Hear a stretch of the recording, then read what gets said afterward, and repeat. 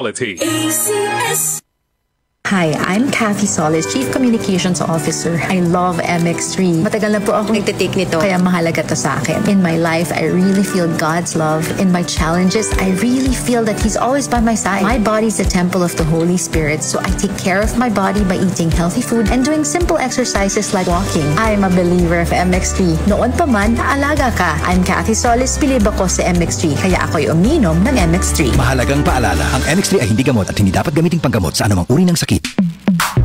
Sa panahon ngayon, ikaw ba'y sigurado? Ikaw ba'y protektado? Ang pamilya ay i-shield mo. Laban sa bakterya, i-shield mo. Laban ang pati virus, i-shield mo. Shield Bath Soap. Patay ang 99.9% of bacteria and virus tested. Bilib ang mga eksperto sa Philippine Nurses Association. Sa sakit protektado, i-shield mo. Pamilya protektado, i-shield mo. Shield Bath Soap, manufactured by ACS Manufacturing Corporation. ISO certified, world-class quality. ACS.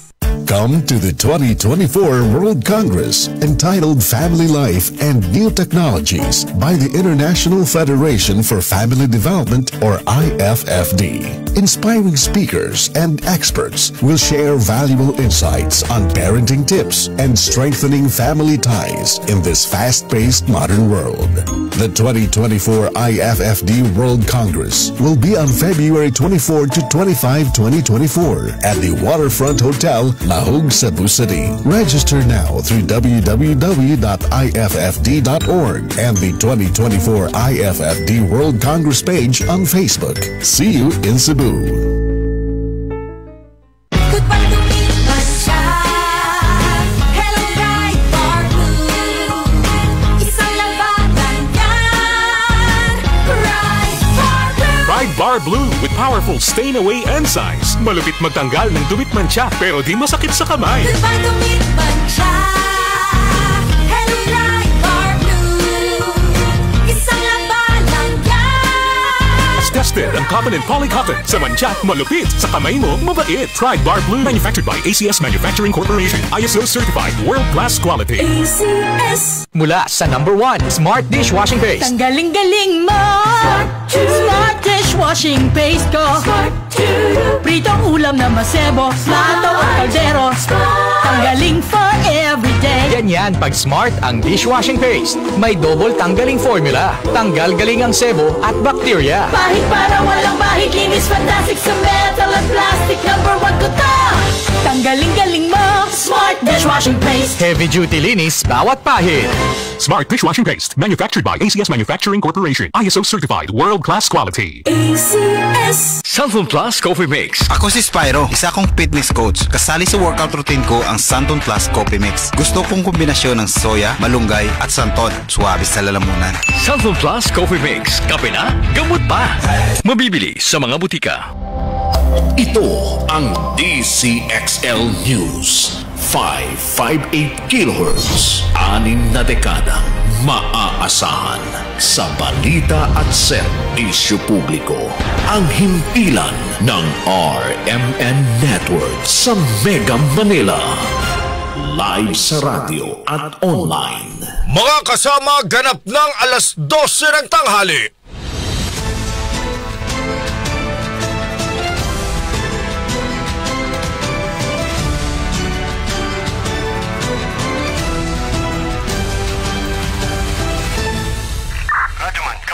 Live mong napapakinggan sa Luzon, Visayas, Mindanao. Narito na ang mahahalagang kaganapan sa loob at labas ng bansa. Unang-una mong narinig Sabayan na po tayong napapakinggan sa 65 RMN stations nationwide. Nandito tayo ngayon sa Ilagang Signal TV, Channel 309. Aris, bigapon kita diri. At sa WRMN, New York, USA. Wala pang ibang reporter dito. Napapanood din tayo sa YouTube at Facebook channel ng RMN Worldwide. Mula po sa RMN Broadcast Studios, Atlanta Center, Manila. Narito ang inyong kasamang tagapagbalita. RMN Network News. Magandang tanghali mga kasama. Ikalawang araw po ng Pebrero, araw po ng Biyernes taong 2024. Kasama niyo na po Radyo Man Drew San Fernando. At ako naman si Radyo Man El Maracol. At narito na po ang ulo ng mga maiinit na balita. Higit 8,000 katao apektado ng malawakang pagbaha sa Davao City dahil sa walang tigil na pag-ulan. Mga nasawi dahil sa baha at landslide lumobo pa. Ilang pagawaan ang tinapa doon sa bayan ng Kalasyaw sa lalawigan ng Pangasinan. Nagbawas na rin ang produksyon dahil sa kakulangan supply ng galunggong. Nasa piso na taas presyo sa produktong petrolyo, nagbabadya sa susunod na linggo. Rotation at resupply mission ng Armed Forces sa BRP Sierra Madre sa West Philippine Sea ngayong araw matagumpay. Para sa balitang sports, NBA superstar Joel Embiid namimiligrong hindi makuha ang back-to-back MVP award dahil sa injuries. At sa ating showbiz balita, actress Kristen Reyes inaming annulled na rin sa kanyang ex-husband. Communication naman at trust, sekreto naman niya kina Marco at Christine para maging loyal sa isa't isa. At para sa maiinit na detalye ng balita, Network News. Mga kasama, mahigit 8,000 katao na ang apektado ng malawakang pagbaha sa Davao City na epekto pa rin ng walang tigil na pag-ulan bunsod ng TRAF o buntot ng low pressure area. Ayon sa City Disaster Risk Reduction and Management Office, ang nasabing bilang ay mula sa 15 barangay. Sa ngayon, patuloy ang paglilikas ng mga rescue team sa mga residente sa ilang barangay gaya ng Barangay Tigato at Barangay Matina Grahavan. Nasa 9 na barangay naman sa Governor Generoso sa Davao Oriental ang isolated matapos bumigay ang tulay. Dahil dito napipilitan lamang ang mga residente na gumamit ng makeshift na bangka para makatawid ng ilog. Kaugnay ng balitang yan, dumako tayo dyan sa Davao Region. Yung death toll daw dilan sa pagbaha at landslide lumobo pa. Mula sa Ramin Davao, kasama mo sa balita si Radyoman Kirby Manson. RMN Live Report. Umakyat pa ang bilang ng mga individual na kumpirmadong nasawi sa Davao Region matapos na naapektuhan sa pagbaha at pagguho ng lupa epekto ng Trough of Low Pressure Area o LPA. Ito ang kinumpirma ng Municipal Disaster Risk Reduction and Management Office o MDRRMO ng New Bataan, Davao de Oro matapos na may 3 nasawi sa lugar. Sa panayam ng DXDCRM Davao kay Lindolio Lasa, ang MDRRM officer ng LGU New Bataan, sinabi niyang isang lalaki sa barangay Bantakan ang namatay matapos ng kuryente nang umabot siya sa live wire ng isang posting na Isang Mimay Pagantupa naman sa Sitio Kagan sa Barangay Andap, New Bataan ang namatay matapos inanod ng tubig baha nang siya'y pumilit na tumawid, habang isang Junjon Rumagos ang nasawi dahil sa landslide sa Barangay Kamanlangan. Sa Pantukan, Davao de Oro, may isa namang nalunod dahil sa baha na nakilalang si Marcilia Bantasan, habang sa Davao del Norte, isang binata na si Jay Ramos, 19 years old, na na-recover na wala ng buhay matapos itong nalunod sa baha sa Barangay Mabuhay sa Asuncion. Una na ring na-report ang 3 casualties sa Maragusan sa Davao de Oro. Sa ngayon ay patuloy ang assessment ng Office of the Civil Defense o OCD-11 sa Damios na hatid ng pagbaha at landslide, kung saan marami pa ring lugar ang lubog sa tubig baha dahilan na maraming residente at motorista ang apektado. Kasama mo sa RMN DXDC Davao, Radyoman Kirby Manson, Tatak RMN Network News. Sa patuloy pa rin balita mga kasama, Butuan City naka-blue alert status na bunsod ng sama ng panahon. Bilang na mga inililikas, dumarami. Kasama mo mula sa RMN Butuan si Radyoman Ivy Falcone. RMN Live Report. Hanggang ngayon, patuloy pa rin ang monitoring ng City Disaster Risk and Reduction Management Department o CDRRMD at iba't ibang barangay dito sa lungsod ng Butuan hinggil sa pagtaas ng tubig sa mga ilog, lalong-lalo na ang water level ng Agusan River dahil sa madalas na pag-ulan dulot ng trough ng low pressure area. Ayon sa situational report ng Butuan City Public Information Office, sa pamamagitan ni Ms. Michiko de Jesus na meron ng 40 families mula sa mga barangay ng Baubawan, Mandamo at San Vicente ang lumikas kagabi at nasa mga evacuation centers dahil nasa 2 meters na ang level ng tubig sa kanilang mga lugar, habang nakaranas din ng pagtaas ng tubig ang mga barangay tulad ng Golden Ribbon, Baubawan, Mandamo, Amparo, San Vicente, Baan, Riverside at Barangay Pindaulan. Samantala, nasa blue alert status na ngayon ang buong lungsod ng Butuan dahil sa walang tigil na pag-ulan, habang walang pasok ngayon ang Agusan National High School dahil ang mga classrooms dito ay ginamit ng mga evacuation centers ng mga evacuees. Kasama mo sa RMN DXBC Butuan, Radyoman Ivy Falcone, Tatak RMN Network News. Samantala mga kasama, kaugnay pa rin ang balitang yan, dumako tayo sa lugar ng Soksargen. Yung klase ngayong hapon sa Jensan, sinuspindi na rin dilan pa rin sa epekto ng low pressure area. Mula sa RMN Jensen, kasama mo sa balita si Radyoman Brian Oñate. RMN Live Report. Sa pamamagitan ng ipinalabas ng kautosan ni Jensen City Mayor Lorly Bacquiao, muling sinuspende ang klase sa lahat ng level, public man at pribado, alas 11:30 ng umaga ngayong araw ng Biyernes, Pebrero 2. Ito ay dahil asahan pa rin ang mga pag-ulan sa rehiyon ng Soc-Sargent dahil sa epekto ng throw ng low pressure area. Ayon sa DepEd Jensen na hindi sila agad-agad nagsuspende ng klase dahil sa nakamonitor pa sila sa takbo ng panahon at dahil nasa paralan na ang ibang mga mag-aaral, ginawa na lang half day ang suspension ngayong araw. Patuloy naman na napapaalala ang Pag-asa Jensen na asahan pa ang mga pag-ulan dito sa Soc-Sargent, bunsod ng low pressure area. Kasama mo sa DexMD RMN General Santos, Radyoman Brian Oñate, Tatak RMN. Network News. Mula Soc-Sargent Region, dumako naman tayo dyan sa may Bicol Region. Bureau of Fisheries and Aquatic Resources Bicol naghahanda na para sa magiging epekto ng El Nino sa mga mangingisda sa rehiyon. Kasama mo mula sa RMN Legazpi, si Radyoman Leo Barceliano. RMN Live Report. At bayan ng tandaan ang Bureau of Fisheries and Aquatic Resources Bicol sa nangangambang epekto ng El Nino sa mga mangingisda sa riyon. Ayon kay BIPAR, Bicol Regional Director Arian Quinto, may nakandala nila sila ang mitigation plan. RMN Network. Babalikan na lamang natin ang report na yan ni Leo Barceliano. Samantala, dumako muna tayo dito sa pagpapatupad ng mga hakbang sa food at non-food inflation. Ito tutukan ng Interagency Committee on Inflation and Market Outlook.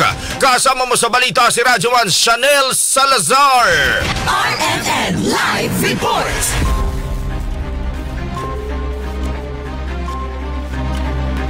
RMN Network News. Babalikan na lamang natin ang report na yan ni Chanel Salazar. Samantala mga kasama, kapit lang kayo dahil nagbabadya na naman ang panibagong taas presyo sa produktong petrolyo. Ayon kay Department of Energy Oil Industry Management Bureau Assistant Director Rodela Romero, maglalaro sa 75 centavos hanggang 95 centavos ang taas presyo sa kada litro ng gasolina, habang nasa 1 peso and 50 centavos hanggang 1 peso and 70 centavos ang posibleng itaas sa presyo ng diesel, at 1 peso and 5 centavos hanggang 1 peso and 50 centavos naman para sa kerosene.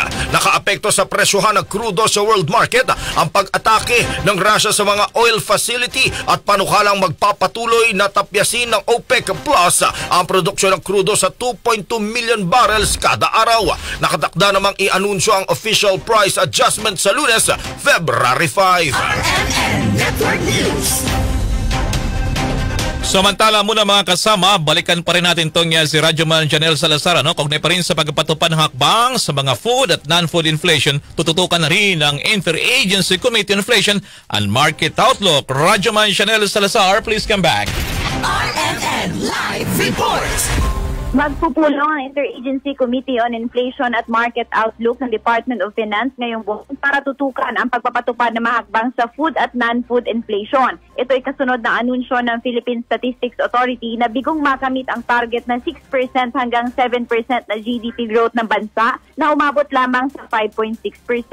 Ayon kay Finance Chief Secretary Ralph Recto, ang pagpapahupa sa inflation rate ang first order of business ng DOF. Layunin nito na maabot ang target na 6.5% hanggang 7.5% na paglago ng ekonomiya ngayong 2024. Ito rin anya ang magpapalakas ng revenue collection at private spending. Git pa ni Recto, napakahalagaan niya sa pagsulong ng ekonomiya na tiyaking matatag at abot kaya ang presyo ng mga pangunahing bilihin. Kasama mo sa DZXL RMN Manila, Radyoman Chanel Salazar, Tatak RMN. RMN Network News. Samantala, presyo ng bigas sa Quezon Province walang pagbabago, habang presyo naman ng gulay bumaba. Kasama mo sa balita mula sa RMN Quezon, si Radyoman Edgardo Maceda. RMN Live Report. Matapos ang isang linggo ay nagpalabas muli ng price monitoring report ang Quezon Provincial Agriculturist Office. Sa presyohan ng GIL sa local commercial rice, ang special rice ay nasa 56.50 per kilo, ang premium rice ay 54.50, habang well-milled rice ay 51 pesos per kilo at regular naman ay 43 pesos ang kada kilo. Sa presyo naman ng mga gulay per kilo, ang Ampalaya Galaxy ay 65 to 100 pesos ang kilo, ang Mistisa ay 60 pesos, cucumber green 20 pesos ang kilo, ang talong domino naman ay 40 pesos per kilo, kangkong 10 piso kada tali, ang mustasa ay 20, okra 65 pesos per kilo, patola ay 30 pesos. Samantala ang patatas naman ay 80 to 135 pesos ang kada kilo, habang bell pepper ay 160 pesos, garlic imported ay 175 at ang native ay 160 pesos kada kilo. Ang luya ay nasa 95 pesos hanggang 100 pesos ang kada kilo, sibuyas ay 120 to 157.50 ang per kilo, sili labuyo 450 ang kilo at ang pangsigang ay 50 pesos ang kada kilo. Gulay man ay pampahaba ng buhay, nakasalalay pa rin sa iyong budget kung ano ang makakayanan nito. Kasama mo sa RMN Quezon Province, Radyo Man Edgardo Masada, Tatak RMN Network News. Mula sa Quezon Province, dumako tayo ng lalawigan ng Pangasinan. Ilang pagawaan doon ang tinapala na dyan sa bayan ng Calasiao. Nagbawas na rin ang produksyon dahil sa kakulangan ng supply ng galunggong. Mula sa FM Dagupan, kasama mo sa balita si Radyoman John Caranto. RMN Live Report. Nagbawas na ng produksyon ng ilang tinapa makers sa barangay Talibao dito sa bayan ng Calasiao, Pangasinan dahil umano sa nararanasang kakaunting supply ng galunggong. Sinabi ng ilang gumagawa ng tinapa sa nasabing bayan na dahil sa kakaunti lamang ang supply ng galunggong sa kanilang pinagkaangkatan dito sa lungsod ng Urdaneta ay binawasan na ang kanilang mga ginagawang tinapa na dati ay nasa 600 kilos ang ginagawa, ngunit ngayon ay nasa 400 kilos na lamang na galunggong ang kanilang mga ginagamit para sa kanilang pagtitinapa. Dahil din dito ay apektado na raw umano ang kanilang hanap buhay. Paliwanag naman ng fishery expert na hindi panahon ng galunggong ngayon kung kaya't may nararanasang mahinang supply ng isdang ito. Tiniyak naman ng eksperto na babalik ang maraming supply ng isdang galunggong sa fishing season sa buwan ng Marso. Samantala ang presyon ngayon ng tinapa sa mga pamilyan dito sa lalawigan ng Pangasinan ay nasa 55 pesos hanggang 60 pesos. 5 hanggang 6 na piraso ng galunggong depende sa laki. Habang nasa 200 pesos hanggang 230 pesos naman ang presyo ng sariwang galunggong dito sa probinsya ng Pangasinan. Sa Magsaysay Fish Market naman dito po sa lungsod ng Dagupan ay kapansing-pansing kakaunti lang din ang mga nagbebenta ng galunggong dahil sa nararanasang palamig na panahon. Kasama mo dito sa IFM, Dagupan ako sa Idol John Caranto, Tatak RMN. Network News. Diyan pa rin sa may Dagupan, mga public utility vehicle operators at drivers sa Pangasinan umaaray na dahil sa mahal ng mga bilihin. Kasama mo muli mula sa IFM Dagupan, si Radyoman Buds Agtalaw. RMN Live Report. Umiinda na ngayon ang ilang mga PUV operators at drivers sa lalawigan ng Pangasinan dahil sa nasabing mataas na bayarin upang magkaroon ng prangkisa at magrehistro ng kanilang mga minamani o mga jeepneys. Ayon sa naging panayam ng IFM Dagupan sa ilang mga jeepney operators, halos 20 mil di umano ang kailangan nilang punan sa legalidad ng kanilang pagpapasada. Gaya na lamang ng pagkuha ng prangkisa sa LTFRB at pagpaparesto naman ng sasakyan sa hanin ng LTO. Dagdag pa dito, ang gastusin binabayaran nilang membership fee sa kanilang sinaliang korporasyon kaugnay sa konsolidasyon sa PUV Modernization Program na nagkakalaga naman ng ayon sa kanila halos 5,000. Samantala, sad-sad naman kasi ngayon ang kanilang kinikita sa patuloy na pagtaas ng produktong petrolyo at iba pang mapanayang bilihin kaya't halos walang natitira sa kanilang pamamasada sa maghapon. Kasama na dito sa FM Dagupan, ito si Idol Buds Agtalaw, Tatak RMN. Network News. Sa ibang balita naman mga kasama, naging matagumpay ang rotation and resupply mission ng Armed Forces of the Philippines sa BRP Sierra Madre sa bahagi ng Ayungin Shoal dyan sa West Philippine Sea ngayong araw ng Biyernes. Ito ay sa kabila ng presensya pa rin ng ilang mga barko ng China sa loob ng West Philippine Sea. O narito kahapon ang sabihin ng tagapagsalita ng Philippine Navy na aprobado na ni Pangulong Ferdinand Marcos Jr. ang ikatlong yugto ng modernisasyon ng militar. Ibig daw sabihin, inihanda na rin ang pagbili ng kauna-unahang submarine ng Pilipinas na layong maggamit para sa pagtatanggol ng teritoryo ng bansa, lalo na sa pinag-agawang teritoryo. Sa ngayon, patuloy pa rin ang pag-angkin ng China sa ilang bahagi ng teritoryo nga ng Pilipinas. Samantala, umakyat na sa 4 ang mga nasawi sa pagsabog at pagkasunog ng paggawa ng paputok sa Cabuyao City, Laguna nitong Huwebes. Ayon sa ulat, 5 pa ang sugatan sa insidente at 2 sa mga ito ang nagpapagaling pa sa ospital, habang nakalabas na sa paggamutan ng 3 nagtamo ng minor injuries.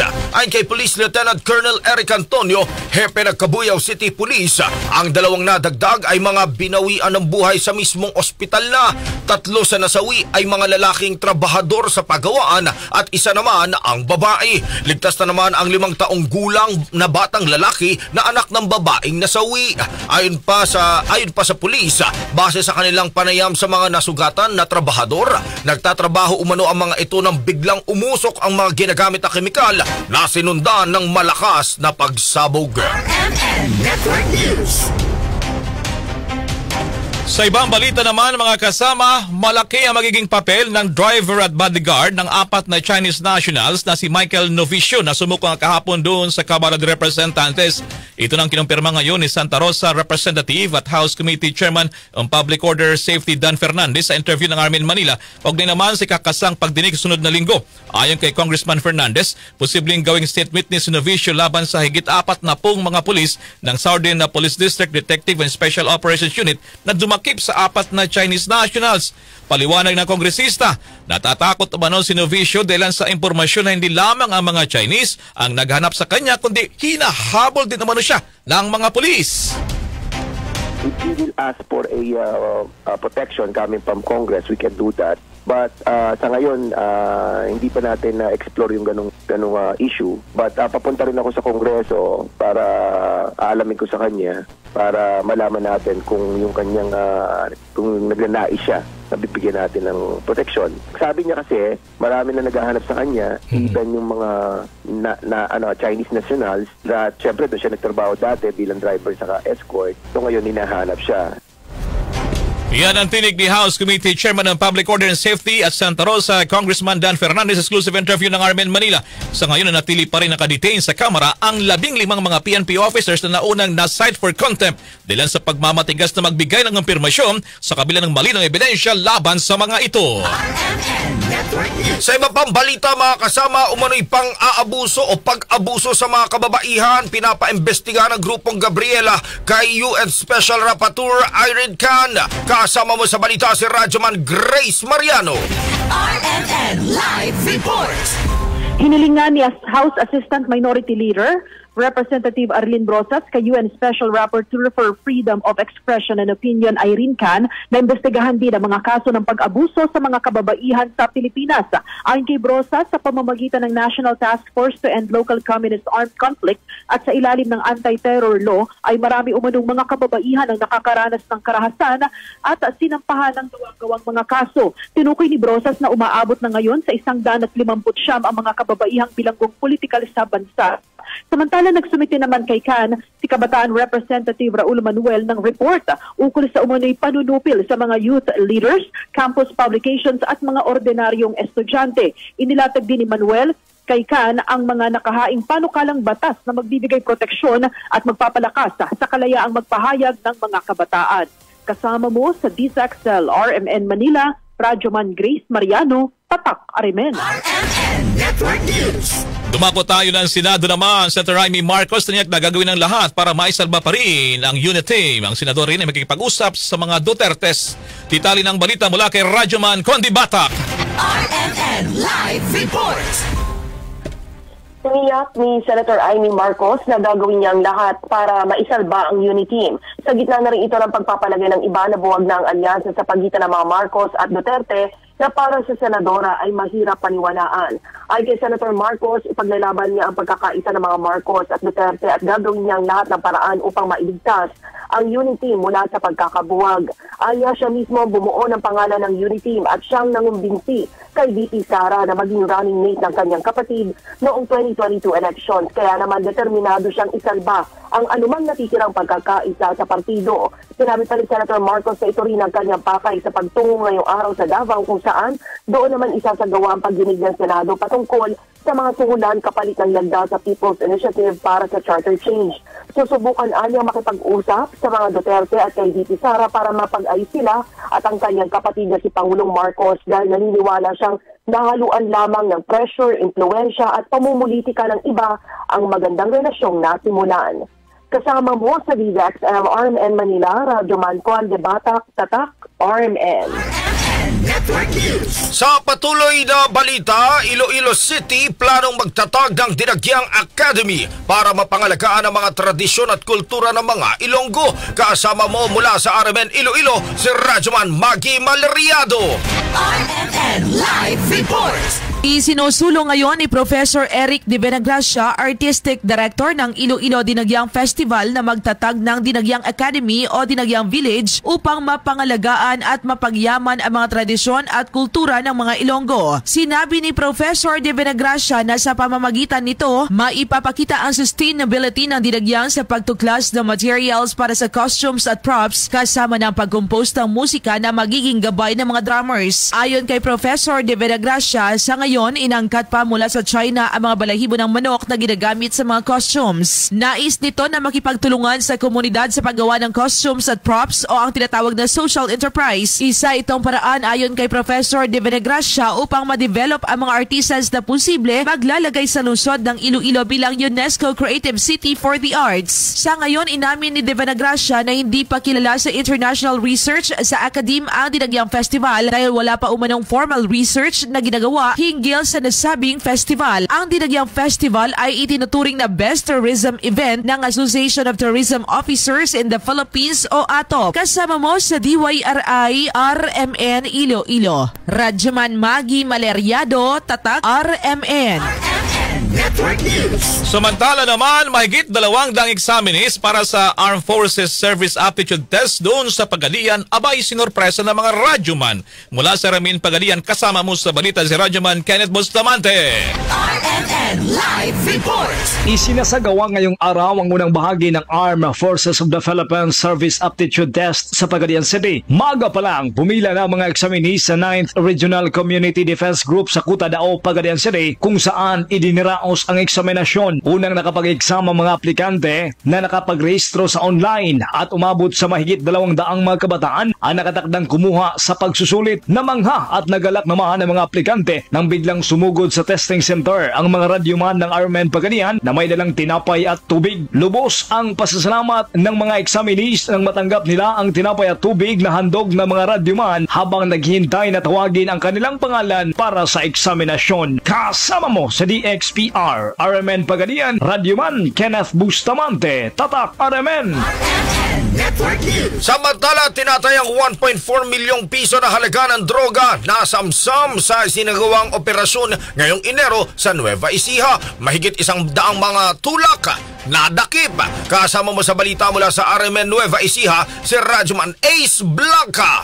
RMN Live Report. Sa isang buwang operasyon ngayong pong Enero ng 2024 laban sa illegal na droga ay matagumpay na nakasakwate ang Nueva Ecija Provincial Police Office ng 79 na tulak ng droga sa buong lalawigan. Sinabi ni Provincial Director Police Colonel Richard Caballero, mula Enero 1 hanggang 31 ang Nueva Ecija Police ay nagsagawa ng 72 walang humpay na operasyon tulad ng bypass, warrant of arrest, ang search warrant at iba pang law enforcement operations na humantong sa pagkakakumpiska ng nasa 213.36 grams ng shabu at 1.2 gramo ng pinatuyong dahon ng marijuana na may pinagsamang street value na 1,451,000 pesos. Ang pinakamalaking operasyon ngayon sinagawa ng Cabiao Police Station kung saan 2 high-value individual ang naaresto at makuha ang nasa 70.40 grams ng shabu na may street value na 478,720. Parehong nakapagsagawa ng 8 operasyon ang Cabanatuan City Police, ang HN Police Station na sinundan ng Gapan City na may 7, ang San Jose City may 6, Talavera Police Station 4 at ang San Antonio na may 4. Samantalang mayroon din 5 istasyon ng pulisya na kinabibilangan ng Gabaldon, General Natividad, Laur, Lupao at Saragosa na kailangan daw doblehin ang kanilang pagsisikap dahil wala silang accomplishment o wala silang operasyon sa anti-illegal drugs sa kanilang area of responsibility ngayong buwan. Kasama mo sa RMN Nueva Ecija, Radyoman Ace Blanca, Tatak RMN. Network News. Mula sa Nueva Ecija, dumakot tayo ng Kabikulan naman. Yung BIFAR Bicol doon naghahanda na rin para sa maging epekto ng El Nino sa mga mangisda doon sa naturang riyon. Mula sa Remen Legazpi, kasama mo sa balita si Radyoman Leo Barciliano. RMN Live Report. Nagbayag ng kandaan ang Bureau of Fisheries and Aquatic Resources BIFAR Bicol sa nangangambang epekto ng El Nino sa mga mangingisda sa riyon. Ayon kay BIFAR Bicol Regional Director Ariel Pioquinto, may nakanda na anila sila ang mitigation plan para mabawasan ang epekto ng El Nino sa sektor ng mga mangingisda sa 6 na probinsya sa Bicol Region. Malaki anila ang magiging papel ng mitigation plan upang malaman kung paano mapagandaan ang nasabing pinaminon. Tinutukoy ni BIFAR Bicol Director Ariel Pioquinto ang kalaban sa pag-aaral ng mga local government units sa mga isda na malakas ang produksyon tuwing tag-init. Nire-recommenda rin ng ahensya ang regular na monitoring sa kalidad ng tubig at disease monitoring at surveillance upang maiwasan ang pagkakaroon ng sakit sa mga isda. Gayon din ang pagbabawas ng fish stocking pagsapit ng El Nino upang maiwasan ang pagkakaroon ng fish kill. Ipinaliwanag pa ng BIFAR Bicol Regional Director na dapat sapat lamang ang bilang ng mga isda sa mga fish port. Kasama mo sa Ranaligan Talabay Province, Bicol Region, Radyoman Leo Barciliano, Tatak, RMN. RMN Business News. Dumepensa ang National Economic and Development Authority o NEDA kung bakit kailangan muli ang pagpapatupad ng bagong buwis. Batay sa paliwanag ng NEDA, ang pagpapatupad ng bagong tax measures ay para maabot ang tinatawag na fiscal consolidation at makamit din ang Pilipinas ang hinahangad ng pag-angat sa ekonomiya at mapunan ang mga programa para sa mga mahihirap. Una nang nakapaloob sa binalangkas na Philippine Development Report 2023 na makakamit lamang ang fiscal target na inilatag nung nakalipas na taon at maipagpapatuloy ito hanggang sa taong 2028 kung agarang maipapasa ang mga bagong tax measures. Kabilang sa binabalak na pagpapataw ng bagong buwis ay sa excise tax sa mga sweetened beverage, VAT sa digital service providers at sa industriya ng mining na inaasahang makakalikom ng aabot sa 900 billion pesos na additional revenue para sa taong 2024 hanggang 2028. Samantala ang naturang posisyon ng NEDA ay taliwas naman sa deklarasyon ng Department of Finance o DOF na walang ipapataw na consumption-based taxes ngayong taon. RMN Network News. RMN Balitang Sports. Ang NBA superstar na si Joel Embiid abay namimiligrong hindi makuha ang back-to-back MVP award dahil sa mga injuries. Kasama natin ang Sports Authority sa Radyoman Yarios Peña, Florida. At magandang tanghalian nga po, no? At ito nga, hindi na naman nakalaro ngayong araw ang NBA Most Valuable Player na si Joel Embiid ng Philadelphia 76ers. Ito ay matapos na lumabas sa medical results na dumanas siya ng tinatawag na lateral meniscus injury sa kanyang kaliwang paa. Una nang bumagsak sa paa ni Embiid si Golden State Warriors forward Jonathan Kuminga sa huli nilang laro. Ang pagliban ni Embiid sa laban kontra sa Utah Jazz ay kanyang ika-13 beses na ngayong season.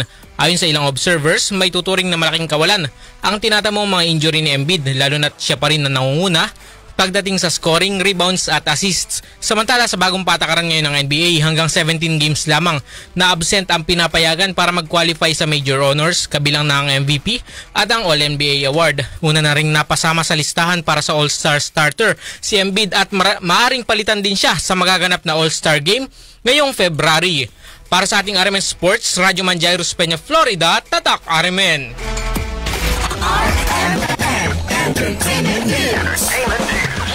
Para naman sa ating entertainment news, Christine Reyes inaming annulled na sa kanyang ex-husband. Communication and trust. Sikreto ni na Marco at Christine para maging loyal sa isa't isa. Alamin nga natin ang chika mula kay Alex Furake.